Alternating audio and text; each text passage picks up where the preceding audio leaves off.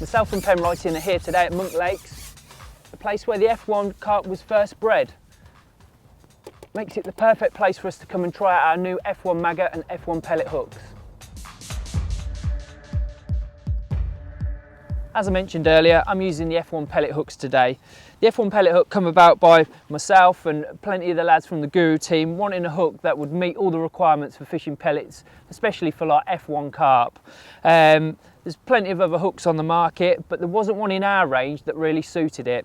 So that's when we went to the drawing board.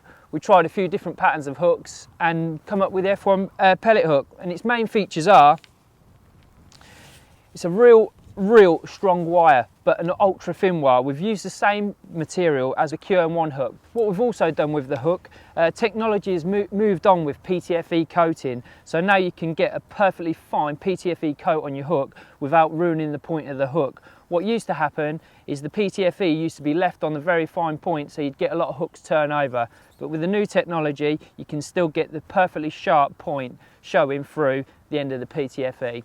So there it is. It's a wide gape hook, really light wire, and it's really strong. So if you do get the better species like barbel and carp, which you find in places like Monks, they're perfectly strong enough to get those fish out. For today's session, Pem's brought us on to Lake 2 at Monks, which is prolific for all types of species. It's got barbel, carp, and a lot of F1s in here. We're over in the corner, he's put us on some good pegs. So I'm just literally fishing on the shelf at about 5 metres out, where I'm feeding just a small ball of damp 4mm pellets. We've got a fair bit of depth there, we've got nearly 6 foot. So I'm feeding a small ball of pellets with a soft expander on the hook, which I might change to a hard pellet or maybe a piece of corn a bit later on in the session. So I'm going to put another pellet on the hook and hopefully get a bite.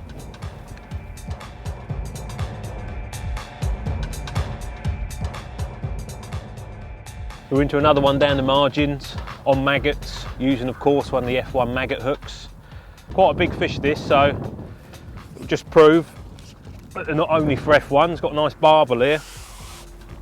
I'll just get him in, unhook it, then run you through the finer points of the new hooks. So I've just popped that nice barbel back, so I'll take a minute out now from the fishing to run you through the key points to the new F1 Maggot hooks. As with the F1 Pellet hook, it's a PTFE coated hook, so it's extra sharp to begin with and it stays sharp as well. The F1 Maggot is slightly finer wire gauge than the F1 Pellet. The reasoning for that is because you're using a very light bait in maggots, you want your hook as light as possible so your hook bait falls nice and naturally along with the loose fed baits. And the other key features for the F1 Maggot hook are its long straight point, and if you notice when it's tied on the line, it almost looks as though the point is sticking outwards a little bit.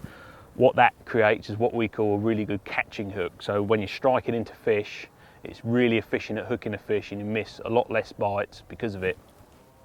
Next up, you've got the specially shaped gape of the hook. It's a nice narrow gape, so your maggots, 1 or 2 of them, or even 3, will sit in there really nicely, and the shape of the gape lends itself to the maggots sitting there just right for great presentation. As I said before, it's a really light hook, but it doesn't mean to say it's not a strong hook. You know, I've caught some big fish today, carp and barbel that fight particularly hard, and it stood up to the test of all of them. And the F1 Maggot hook comes in sizes 14 to 22, as does the F1 Pellet that Adam's been using, and they're available in all good Guru stockists right now.